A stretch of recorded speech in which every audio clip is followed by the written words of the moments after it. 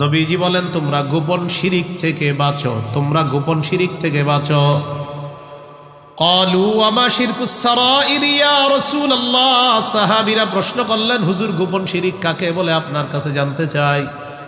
নবীজি কি বলে দেখেন, গোপন শিরিক কাকে বলে আপনার কাছে জানতে চাই। নবী যেটা বললেন সবাই পারলে মুখস্থ রাখবেন সারা জীবন। সাহাবীরা বললেন হুজুর গোপন শিরিক কাকে বলে। নবীজি বললেন ইয়াকুমুর রাজুলু ফায়ুসাল্লি ফায়ুযায়্যিনু সালাতাহু জাহিদান লিমা ইয়ারা মিন নাযরিন নাসি ইলাইহি। কোন ব্যক্তি নামাজের মধ্যে দাঁড়ায়, দাঁড়ানোর পর নামাজটা এই নিয়তে সুন্দর করে মানুষ যেন তার দিকে তাকায়, মানুষের দৃষ্টি আকর্ষণ করার জন্য নামাজ সুন্দর করে। কোন ব্যক্তি নামাজের মধ্যে দাঁড়ায়, নামাজ এই নিয়তে সুন্দর করে মানুষ যেন তার নামাজ দেখে বলে বাবা কত সুন্দর নামাজ। নবীজি বলেন যাকা শিরকুস সারাইর, এটাই গোপন শিরিক। এটা কি শিরিক? সাহাবী প্রশ্ন করলেন ইয়া রাসূলুল্লাহ, কেউ যদি আল্লাহকে খুশি করার জন্য নামাজ সুন্দর করে আর যদি মানুষ তার প্রশংসা করে, এটা একটু বুঝেন। আল্লাহু আকবার, নামাজ পড়তেছে পরে আবার বললেন, আবার নামাজে দাঁড়াইলেন, আপনি নামাজটা সুন্দর করলেন আল্লাহকে খুশি করার জন্য। কাকে? কিন্তু মানুষ প্রশংসা করছে। প্রথমটা হলো মানুষকে দেখানোর জন্য করছেন, এটা গোপন শিরিক। আরেকটা হলো আল্লাহকে দেখানোর জন্য করছেন, আপনি আল্লাহ দেখানোর জন্য সুন্দরভাবে রুকু করছেন আল্লাহর জন্য, সেজদা করছেন আল্লাহর জন্য, ইতমিনানের সাথে রুকু সেজদা সব করছেন আল্লাহর জন্য।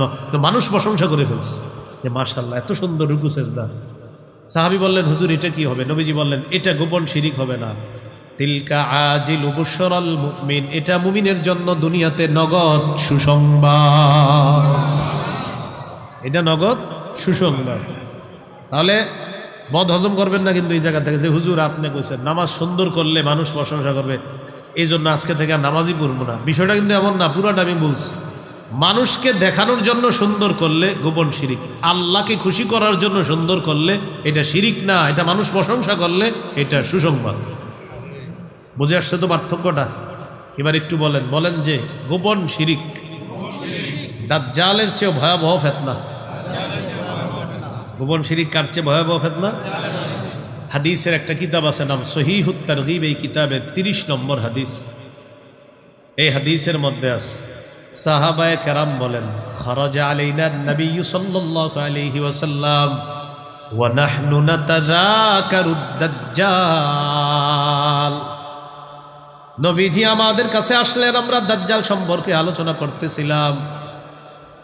নবীজি আমাদেরকে বললেন আমি কি তোমাদেরকে এমন বিষয় বলবো না যে বিষয়টা দাজ্জালের চেয়ে আরো বড় ভয়ঙ্কর? তোমরা তো দাজ্জাল সম্পর্কে আলোচনা করো, এটার চেয়ে আরো ভয়াবহ ফিতনা আছে, সেটা বলবো না? সাহাবীরা অবাক, সেটা আবার কি? নবীজি বললেন আশিরকুল খাফিয়্যু, গোপন শিরিক, ছোট শিরিক, লোক দেখানো ইবাদত, এটা দাজ্জালের চেয়ে ভয়াবহ ফিতনা। আমি আশঙ্কা করছি আমার বেশিরভাগ উম্মত এই ফিতনায় জড়িয়ে পড়বে। তাহলে ভাই কি শিখলাম? শিরিক করা যাবে না। শিরিক কি? আল্লাহর সাথে শিরিক করা একটা আছে, একটা লোক দেখানো ইবাদত করা, এটাও শিরিক। কোথায় আসছিলাম আমরা, মনে আছে? কোথায়? এক সাহাবী মুআয ইবনে জাবাল নবীজির প্রশ্ন করছে হুজুর আমার এমন কিছু আমল বলেন যে আমল আমার জান্নাতে নিবে, জাহান্নাম থেকে দূরে রাখবে। তখন নবী ওয়াজ করা শুরু করলেন ইবাদত করবা, শিরিক করবা না। সেখানে ছিলাম আমরা। তিরমিজির হাদিস 2616 নম্বর হাদিসের মধ্যে ছিলাম। এখান থেকে আমরা অনেকগুলো বিষয় জানলাম। এইগুলো 1 নাম্বার। 2 নাম্বার ওয়া তুকিমুস সালাহ, নামাজ কায়েম করবা। নামাজ কি করবা? কায়েম। নামাজ কায়েম দ্বারা উদ্দেশ্য ওযু, ইস্তেঞ্জা করবেন, মেসওয়াক করবেন, নামাজের মধ্যে সুন্দরভাবে দাঁড়াবেন, খুশুখুজুর সাথে নামাজ পড়বেন, নিজে নামাজ পড়বেন, পরিবারকে নামাজ পড়াবেন, এলাকাবাসীকে নামাজের জন্য বলবেন। আমার একটা লম্বা আলোচনা আছে শুধু নামাজ সম্পর্কে। আপনারা যারা আমার আলোচনা নিয়মিত শোনেন হয়তো পেয়ে গেছেন। শুধু নামাজের ব্যাপারে লম্বা একটা আলোচনা আছে। সূরা মাইদার 72 নম্বর আয়াতে আল্লাহ বলেন ইন্নাহু মাইয়ুশরিক বিল্লাহ ফাকাদ হারামাল্লাহু আলাইহিল জান্নাহ, যে ব্যক্তি আল্লাহর সাথে শিরিক করবে তার জন্য আল্লাহ জান্নাত হারাম করে দেয়, তার ঠিকানা হলো জাহান্নাম। আল্লাহ আমাদেরকে শিরিক থেকে হেফাজত করেন। সূরা জুমারের 65 নম্বর আয়াতে আল্লাহ বলেন লাইন আশরাকতা লায়াহবাতান্না আমালুকা ওয়া লাতাকুনান্না মিনাল খাসিরিন। নবীকে আল্লাহ বলেন, হাবিব আপনি যদি শিরিক করেন আপনার সমস্ত আমলনামা বরবাদ হয়ে যাবে। আল্লাহর নবীকে আল্লাহ বলতেছেন আপনি যদি শিরিক করেন আপনার আমলও বরবাদ হয়ে যাবে। তাহলে শিরিক করা যাবে না। সহিহ বুখারীর বর্ণনা 6861 নম্বর হাদিস। এই হাদিসের মধ্যে আছে এক ব্যক্তি রাসূলুল্লাহ সাল্লাল্লাহু আলাইহি সাল্লামকে প্রশ্ন করলেন, আইয়ুদ যামবি আকবারু ইনদাল্লাহি ইয়া রাসূলুল্লাহ, ইয়া রাসূলুল্লাহ আল্লাহর কাছে সবচেয়ে বড় পাপ কোনটি আপনার কাছে জানতে চাই। নবীজি বললেন, আনতাদউ লিল্লাহি নিদ্দান ওয়া হুয়া খালাকাকা, আল্লাহ তোমাকে সৃষ্টি করেছেন এই আল্লাহর সাথে সমকক্ষ নির্ধারণ করা, এটা সবচেয়ে বড় পাপ। আল্লাহ তোমাকে সৃষ্টি করেছেন, আল্লাহর সাথে সমকক্ষ নির্ধারণ করা সবচেয়ে বড় পাপ। ক্বালা সুম্মা আইয়ুন ইয়া রাসূলুল্লাহ, হুজুর এরপর সবচেয়ে বড় পাপ কোনটি? নবীজি বললেন, আন তাকতুলা ওয়ালাদাকা মাখাফাতা আইয়াতআমা মাআক, তোমার সন্তান তোমার খাদ্যে অংশগ্রহণ করবে এই ভয়ে সন্তান হত্যা করা। সন্তান তোমার খাদ্যে অংশগ্রহণ করবে এই ভয়ে সন্তান হত্যা করা। এরকম আসেনি হত্যা? হ্যাঁ, এক সন্তান হওয়ার পর 10 বছর আর সন্তান হয় না, না অন্য কিছু? সূরা আনআমের 151 নম্বর আয়াতে আল্লাহ বলেন, ওয়ালা তাকতুলু আওলাদাকুম মিন ইমলাক, দারিদ্রতার ভয়ে তোমরা তোমাদের সন্তান হত্যা করো না। সূরা বনী ইসরাঈলের 31 নম্বর আয়াতে আল্লাহ বলেন, ওয়ালা তাকতুলু আওলাদাকুম খাশিয়াতা ইমলাক, দারিদ্রতার ভয়ে তোমরা তোমাদের সন্তান হত্যা করো না। তাহলে 1 নম্বর সবচেয়ে বড় পাপ বললেন শিরিক করা। 2 নম্বর সবচেয়ে বড় পাপ বললেন দারিদ্রতার ভয়ে সন্তান হত্যা করা। ক্বালা সুম্মা আইয়ুন ইয়া রাসূলুল্লাহ, এরপর সবচেয়ে বড় পাপ কোনটি?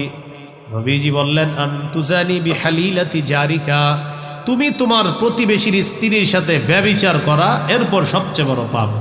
আল্লাহ আমাদেরকে হেফাজত করেন। তাহলে এই হাদিস থেকে জানলাম সবচেয়ে বড় পাপ হলো শিরিক করা। ভাই সবচেয়ে বড় পাপ কি?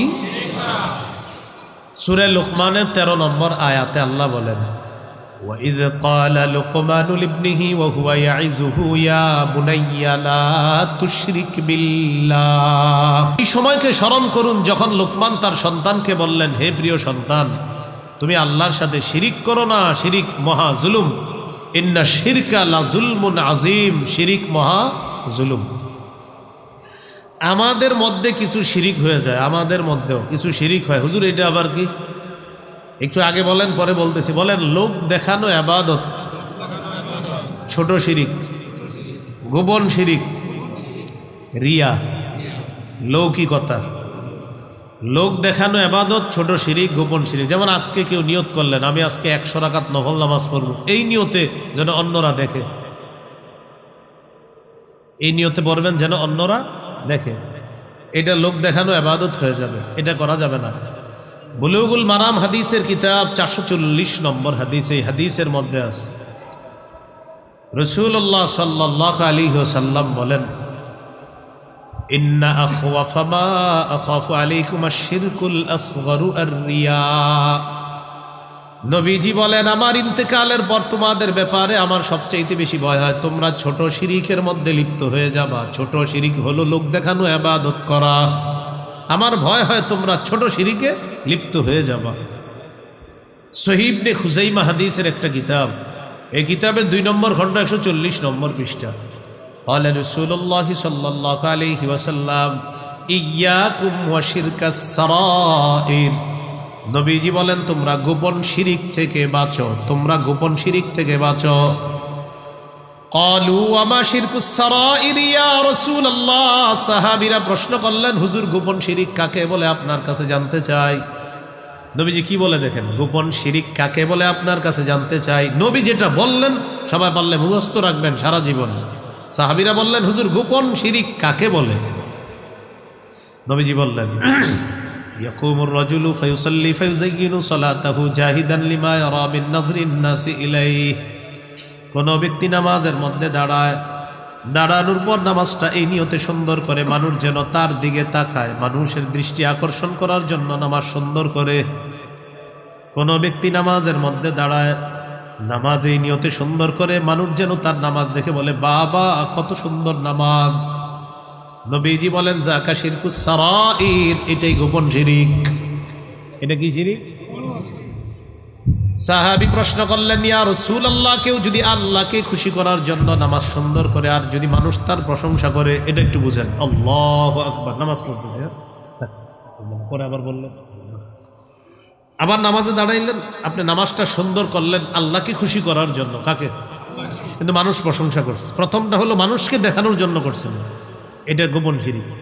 আরেকটা হলো আল্লাহকে দেখানোর জন্য করছেন, আপনি আল্লাহ দেখানোর জন্য সুন্দরভাবে রুকু করছেন আল্লাহর জন্য, সেজদা করছেন আল্লাহর জন্য, ইতমিনানের সাথে রুকু সেজদা সব করছেন আল্লাহর জন্য, তো মানুষ প্রশংসা করে ফেলছে যে মাশাআল্লাহ এত সুন্দর রুকু সেজদা।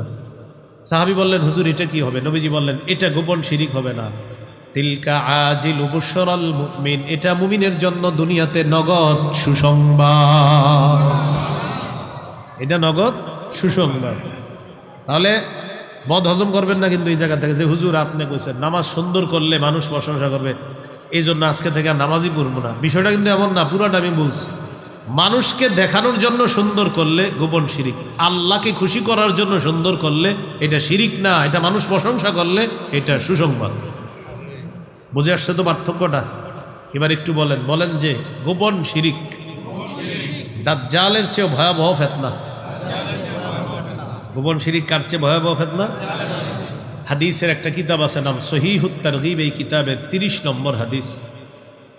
এই হাদিসের মধ্যে আছে সাহাবায়ে কেরাম বলেন খারাজা আলাইনা নবী সাল্লাল্লাহু আলাইহি ওয়াসাল্লাম ওয়া নাহনু নাতাযাকারুদ দাজ্জাল।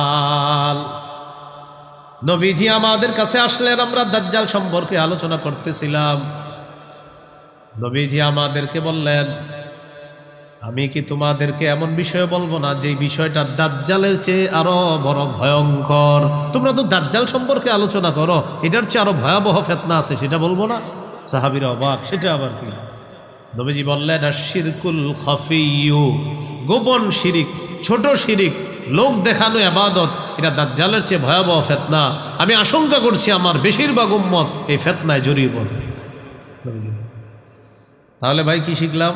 শিরিক করা যাবে না। শিরিক কি? আল্লাহর সাথে শিরিক করা একটা আছে, একটা লোক দেখানো ইবাদত করা, এটাও শিরিক। কোথায় আছিলাম আমরা, মনে আছে? কোথায়? এক সাহাবী মুআয ইবনে জাবাল নবীজির প্রশ্ন করছে হুজুর আমার এমন কিছু আমল বলেন যে আমল আমার জান্নাতে নিবে, জাহান্নাম থেকে দূরে রাখবে। তখন নবী ওয়াজ করা শুরু করলেন ইবাদত করবা, শিরিক করবা না। সেখানে ছিলাম আমরা। তিরমিজির হাদিস 2616 নম্বর হাদিসের মধ্যে ছিলাম। এখান থেকে আমরা অনেকগুলো বিষয় জানলাম। এইগুলো 1 নাম্বার। 2 নাম্বার ওয়া তুকিমুস সালাহ, নামাজ কায়েম করবা।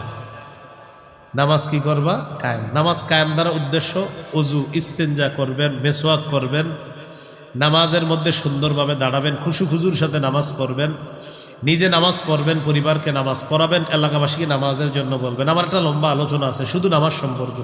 আপনারা যারা আমার আলোচনা নিয়মিত শোনেন হয়তো পেয়ে গেছেন, শুধু নামাজের ব্যাপারে লম্বা একটা আলোচনা আছে। তো যাই হোক, আমার আজকে আলোচ্য বিষয় যেটা, এটাতেই থাকি আমরা। তো তুমি নামাজ পড়বা। 3 নাম্বার ওয়া তুতিজ যাকাত, যাকাত আদায় করবা। 4 নাম্বার ওয়া তাহুজ্জুল বাইতা, হজ করবা। 5 নাম্বার ওয়া তাসুমু রমাদান, রমজানের রোজা রাখবা। তাহলে ইসলামের সব কথাগুলো মৌলিকভাবে চলে আসছে।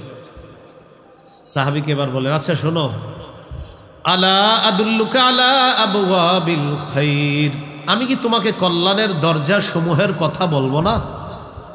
এবার নবী আলাদাভাবে আবার বললেন শোনো, কল্যাণের অনেকগুলা দরজা আছে, এর মধ্যে স্পেশাল কল্যাণের 3টা দরজা আছে। কল্যাণের স্পেশাল কয়টা দরজা আছে? 3টা। নবীজি বললেন 1 নাম্বার আস-সাওমু জুন্নাহ, 1 নাম্বার কল্যাণের দরজা হলো রোজা রাখা। সুবহানাল্লাহ। 2 নাম্বার ওয়াস-সাদাকাতু তুতফিউল খাতিআ কামা ইউতফিউল মাউন নার। 2 নাম্বার কল্যাণের দরজা হলো সদকা করা। সদকা এমনভাবে পাপকে মিটিয়ে দেয়, পানি যেমন আগুনকে নিভিয়ে দেয়, সদকা নিজের গুনাহগুলা ধুয়ে মুছে সাফ করে দেয়। 3 নাম্বার ওয়া সালাতুর রাজুলি মিন জাওফিল লাইল, কোন ব্যক্তি রাতের বেলায় তাহাজ্জুদ নামাজ পড়া। আজকে আপনি বাসায় আছেন, রাত জেগে, যদি বাসায় রাত জেগে থাকেন, একা একা আপনি নামাজ পড়েন, এই রাত্রগুলার এবাদত পার্সোনাল এবাদত, বুঝছেন? হাক ডাকের এবাদত না, পার্সোনাল এবাদত, যেখানে মন চায়। হ্যাঁ, এরপরেও যদি কেউ মসজিদে চলে আসে তাকে নিষেধ না করা। আপনি মসজিদে আসেন নাই, বাসায় বসে এবাদত করতেছেন, কোনো সমস্যা নাই। আপনি ঢাক ঢুল পিটাতে হবে এমন না। মসজিদে যদি চলে আসেন সমস্যা নাই, মসজিদ থেকে যদি চলে যান তাও সমস্যা নাই। আমি বলি আজকে রাত্রে আপনি পারলে ঘরে নফল এবাদতের মাধ্যমে ঘরটা জিন্দা করার চেষ্টা করেন, ঘরেও নফল এবাদত করেন। আবু দাউদের এক হাদিসে আসছে 2042 নম্বর হাদিস, ক্বালা রাসূলুল্লাহ সাল্লাল্লাহু আলাইহি ওয়াসাল্লাম লা তাজআলু বুয়ুতাকুম কুবুরা, তোমরা তোমাদের ঘরগুলা কবর বানাও না। মুহাদ্দিসিনে কেরাম বলছেন ঘর কবর বানানোর অর্থ হলো যে ঘরে নফল নামাজ না হয়, জিকির না হয়, কোরআন তেলাওয়াত না হয়, ওই ঘর কবরের মতো হয়ে যায়। তো যাই হোক, বলতেছিলাম কল্যাণের দরজা তিনটা, রোজা, সদকা, তাহাজ্জুদ। ভাই কল্যাণের দরজা কয়টা? সদকা, তাহাজ্জুদ। যাদের কল্যাণ বেশি দরকার এই তিন আমল বাড়াইয়া দিবেন, রোজা রাখবেন, সদকা করবেন, তাহাজ্জুদ করবেন। এটা বলার পর নবীজি বললেন আলা উখবিরুকা বিরাসিল আমরি কুল্লিহি ওয়া আমুদিহি ওয়া দিরওয়াতুস সানামি, আমি কি তোমাকে সব বিষয়ের মূল কোনটা বলবো না, সব বিষয়ের খুঁটি কোনটা বলবো না, আর সব বিষয়ের চূড়ান্ত শিখর কোনটা বলবো না? একটা হলো মূল, আরেকটা হলো খুঁটি, আরেকটা চূড়ান্ত শিখর। এই যে বিল্ডিংটা করবেন, মাদ্রাসাটার ছবি দেওয়া ওই যে ওখানে, এটার কি ফাউন্ডেশন দিবে কিনা? তাহলে একটা হলো ফাউন্ডেশন, মূল। এরপরে এটা একটা খুঁটি লাগাবে, এখানে অনেকগুলা পিলার হবে, খাম্বা হবে। এই খাম্বার উপরে মাদ্রাসার ভবনগুলা, রুমগুলা দাঁড়িয়ে থাকবে। এরপরে চূড়ান্ত একটা শিখর হবে, হবে না? ছাদ হবে। তাহলে নবী বলেন প্রতিটা বিষয়ের মূল কোনটা তোমাকে বলবো না, খুঁটি কোনটা তোমাকে বলবো না, চূড়ান্ত শিখর কোনটা সেটা বলবো না। তো নবী বললেন রাসুল আমরি আল ইসলাম, জিনিসের মূল হলো, মুসলমানদের মূল হলো ইসলাম। সুবহানাল্লাহ বলেন। আমাদের মূলের নাম, আবার আমাদের মূলের নাম রয়ে গেল খুঁটি। ওয়া আমুদুহু আস-সালাহ, খুঁটির নাম হলো নামাজ। তাহলে মূলের নাম, খুঁটির নাম। ওয়া দিরওয়াতুস সানামিহি আল জিহাদ, চূড়ান্ত শিখরের নাম হলো জিহাদ। তাহলে মূলের নাম, খুঁটির নাম, চূড়ান্ত শাখার নাম জিহাদ, নামাজ, ইসলাম। ইসলাম হলো মূল, খুঁটি হলো নামাজ, চূড়ান্ত শিখর সর্বোচ্চ শাখা হলো জিহাদ। মনে থাকবে তো ইনশাআল্লাহ? এবার আপনারা একটু বুঝেন, এই লম্বা হাদিসের যেটা আমি বলার জন্য আপনাদেরকে বলতেছি সেটা হলো শেষে নবীজি ওয়াজ করলেন তার সাহাবী মুআজ ইবনে জাবাল রাদিয়াল্লাহু তাআলা আনহু। দেখেন তো, ইবাদতের কথা আসছে, শিরিক না করার কথা আসছে, নামাজের কথা আসছে, রোজার কথা আসছে, হজের কথা আসছে, যাকাতের কথা আসছে, কল্যাণের দরজার কথা আসছে, রোজা রাখবা, তাহাজ্জুদ পড়বা, জিহাদ করবা, সব আসছে। নবীজি বলেন মুআজ, তোমাকে তো আসল সার নির্যাসটাই এখনো বলি নাই, এটা কি বলবো না? কারণ আপনারাই বলেন সার নির্যাসটা জানা দরকার আছে কিনা? পুরা ওয়াজের সার নির্যাস তোমাকে কি আমি বলবো না? সাহাবী অবাক যে এতক্ষণ নবীজি কত সুন্দর ওয়াজ করছে, এখনো নাকি সার নির্যাস বাকি।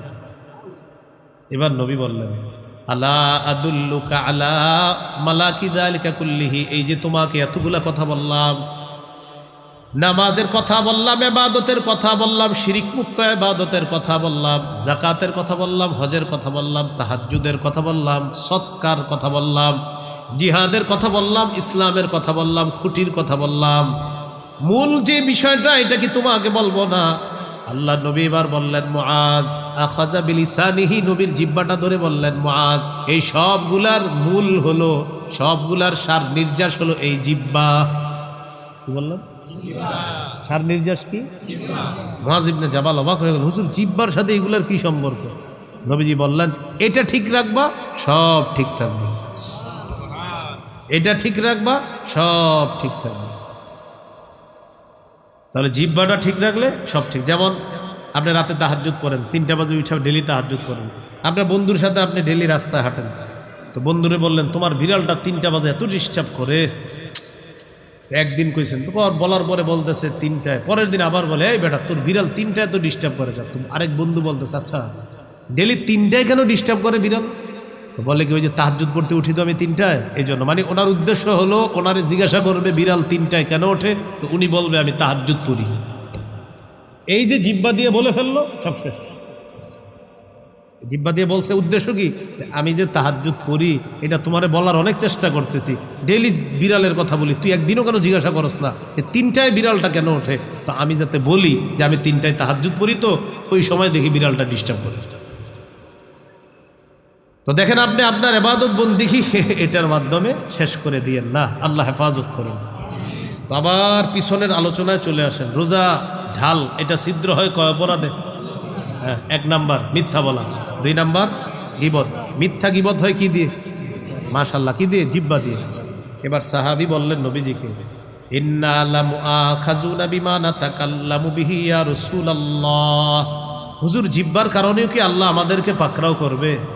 নবীজি বললেন, হাল ইয়াকুব্বুন নাস ফিন নারি আলা ওয়ুজুহিহিম আও আলা মানাখিরিহিম ইল্লা হাসাইদু আলসিনাতিহিম, বেশিরভাগ মানুষের মাথাটা নিচের দিকে দিয়ে, পাগুলা উপরের দিকে দিয়ে ধাক্কাইতে ধাক্কাইতে জাহান্নামে নিক্ষেপ করা হবে শুধু জিহ্বার অপরাধের কারণে।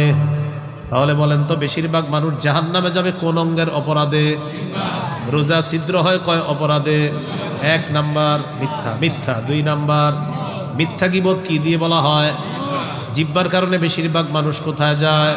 জাহান্নামে যায়। এবার চলে আসি প্রথম কথায়, সূরা আলী ইমরানের 185 নম্বর আয়াতে যেটা বলছে, ফামান যুহজিহা আনিন নার, যাকে জাহান্নাম থেকে দূরে রাখা হলো, ওয়া উদখিলাল জান্নাহ, এবং জান্নাতে প্রবেশ করানো হলো, ফাকাদ ফাজ, সে সফল হয়ে গেল। এখান থেকে আমরা লম্বা হিস্ট্রি জেনে আসলাম যে জাহান্নামে মানুষ কেন যায়? বেশিরভাগ জিহ্বার অপরাধে। আচ্ছা, জিহ্বার অপরাধ কিভাবে হয়? গীবত আর মিথ্যার মাধ্যমে। আচ্ছা, গীবত মিথ্যা বললে কি হয়? রোজা নামক ঢাল ছিদ্র হয়ে যায়। রোজা নামক ঢাল ছিদ্র হলে কি হয়? জাহান্নামের যে ঢালটা, সেই ঢালটা আর হয় না। কেন হয় না? মিথ্যা আর গীবতের কারণে। আচ্ছা, মিথ্যা গীবত কি দিয়ে হয়? জিহ্বা দিয়ে হয়। আচ্ছা, জিহ্বা দিয়ে হইলে সমস্যা কি? তো নবী বলেন জিহ্বার কারণে বেশিরভাগ মানুষ জাহান্নামে যায়। আল্লাহ আমাদেরকে হেফাজত করেন। তাহলে এই হলো আজকের প্রথম আলোচনা। মৃত্যু হবে, মৃত্যুর পর আমার আপনার হয়তো জান্নাত হবে, না হয় জাহান্নাম হবে। দ্বিতীয় আলোচনা, মৃত্যু যে হবে, তো দুনিয়াতে আমরা কেন আসলাম? যদি মরে যেতে হয়, মনে করেন মরে গেলাম, তো মরে গেলে দুনিয়াতে কেন?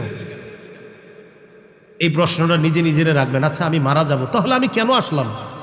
এই প্রশ্ন যারা নিজেরা করতে পারবেন, ইনশাল্লাহ আপনার জীবন অনেক সুন্দর হয়ে যাবে। যে আমি মারা গেলে তো দুনিয়াতে আমি কেন? আল্লাহ জবাব দিয়ে দিচ্ছেন সূরা জারিয়াতের 56 নম্বর আয়াত, ওয়ামা খালাকতুল জিন্না ওয়াল ইনসা ইল্লা লিয়াবুদুন, আমি জিন ইনসানকে সৃষ্টি করেছি আমার ইবাদত করার জন্য। তাহলে বলেন তো আমরা দুনিয়াতে কেন আসছি? কার ইবাদত করব? কতদিন ইবাদত করব? সূরা হিজরের 99 নম্বর আয়াতে আল্লাহ বলেন, ওয়া'বুদ রাব্বাকা হাত্তা ইয়াতিয়াকাল ইয়াকিন, মৃত্যু আসা পর্যন্ত তুমি তোমার রবের ইবাদত করো। মৃত্যু আসা পর্যন্ত রবের ইবাদত করো। এখন কথা হলো, তাহলে কি মারা যাব আমরা? জি, আমরা মারা যাব, কোনো সন্দেহ নেই। সূরা আহজাবের 16 নম্বর আয়াতে আল্লাহ বলেন, কুল লা ইয়ানফা'কুমুল ফিরারু ইন ফারারতুম মিনাল মাউত,